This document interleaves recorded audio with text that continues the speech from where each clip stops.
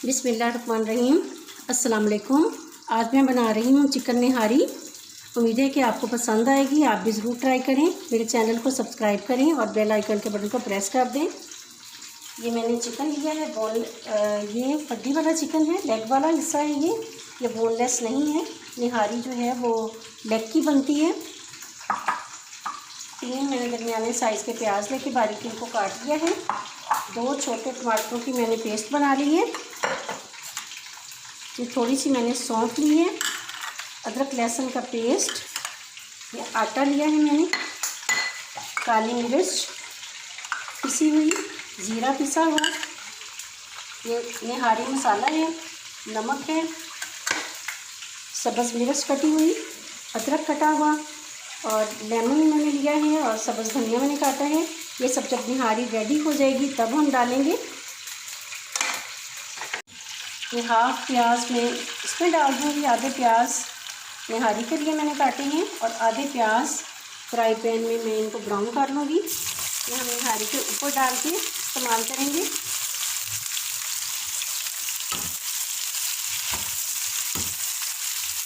یہ بلیک نہیں ہونی چاہیے، یہ ریڈ ہونی چاہیے۔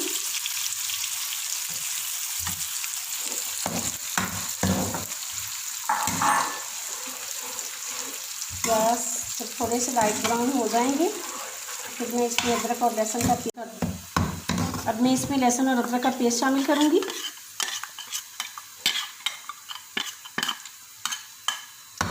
اس کو ہم تھوڑا سا بھونیں گے کہ لہسن اچھے طریقے سے بھون جائے۔ لہسن جب بھونتا ہے تو اس کی خوشبو آتی ہے۔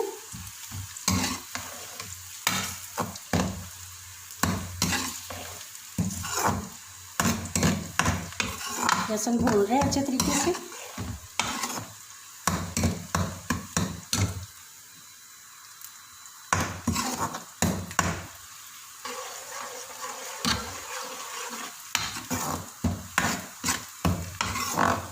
لہسن بھون گئے ہیں، اب میں اس میں ٹماٹروں کی پیسٹ شامل کرنے لگی ہوں۔ تو 2 ٹماٹر کی میں نے پیسٹ تیار کی ہے۔ اب ہم اس کو بھونیں گے اچھے طریقے سے۔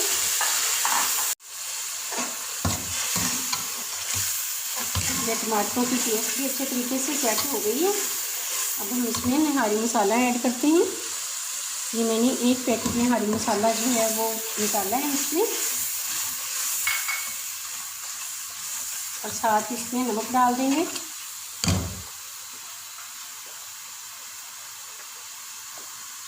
اس میں تھوڑا سا نمک زیادہ ڈلتا ہے کہ جب ہم لیمن استعمال کرتے ہیں تو لیمن جو ہے وہ نمک کو کم کر دیتا ہے۔ اب ساتھ ہی اس میں ہم چکن ایڈ کر دیں گے۔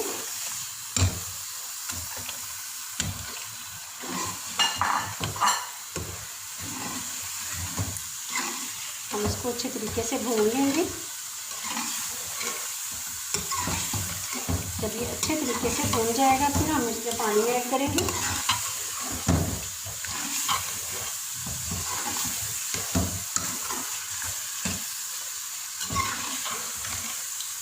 نہاری مسالے کی اپنی علیحدہ ہی یہ خوشبو ہوتی ہے۔ نہاری بنتی ہے تو سارے گھر میں اس کی خوشبو پھیل جاتی ہے۔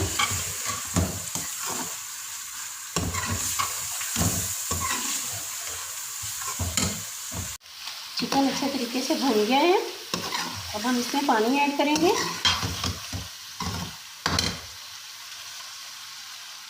2 سے 2.5 گلاس ہم اس میں پانی ڈال کے اس کو پکنے کے لیے چھوڑ دیں گے۔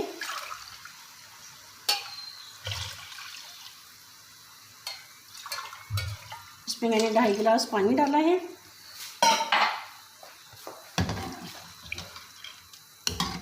اب میں اس کو پکنے کے لیے رکھ دوں گی، ڈھکنا لگا کے اس کو پکنے کے لیے رکھ دیں گے تاکہ چکن اچھے طریقے سے گل جائے۔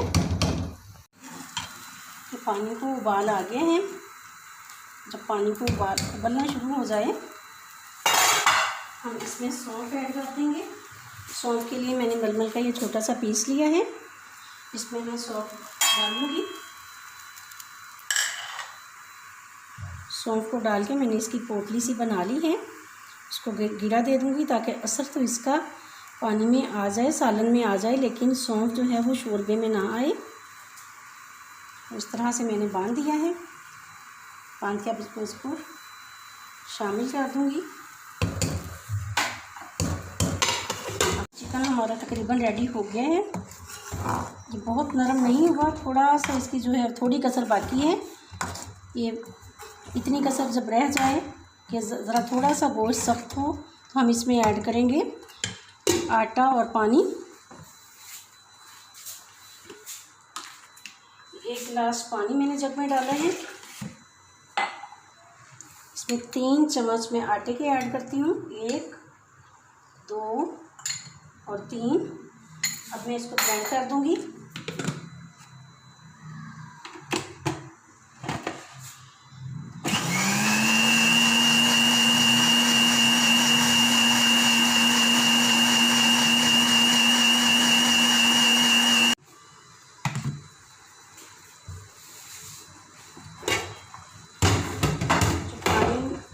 में हमने आटा शामिल करके इसको ब्लेंड किया है, ये मैं निहारी में डालूंगी, लेकिन डालते हुए मुसलसल हमने चमचा हिलाना है ताकि गुठलियाँ ना बने।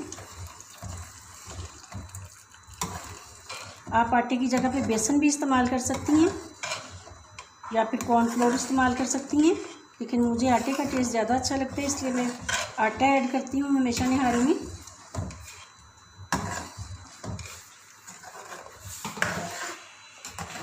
अब हम इसको 10 मिनट धीमी आंच पे पकाएंगे।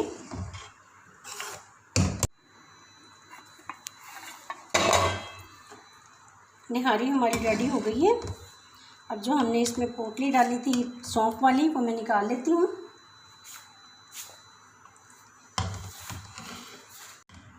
मैंने पोटली निकाल ली है सौंफ वाली।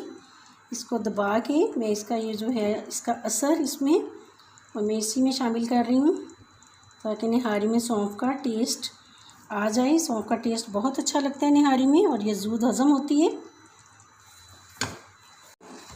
डिश आउट करते हैं।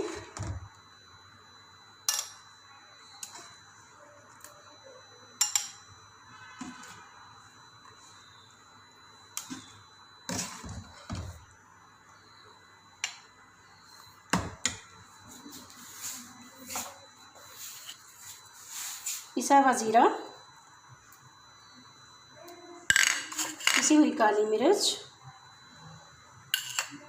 और ये जो प्याज मैंने ब्राउन किए थे वो इस पे डाल रही हूँ मैं।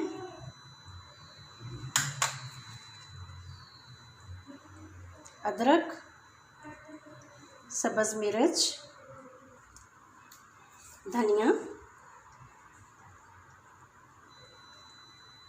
नींबू के साथ खाएं, बहुत टेस्टी बनी है ये।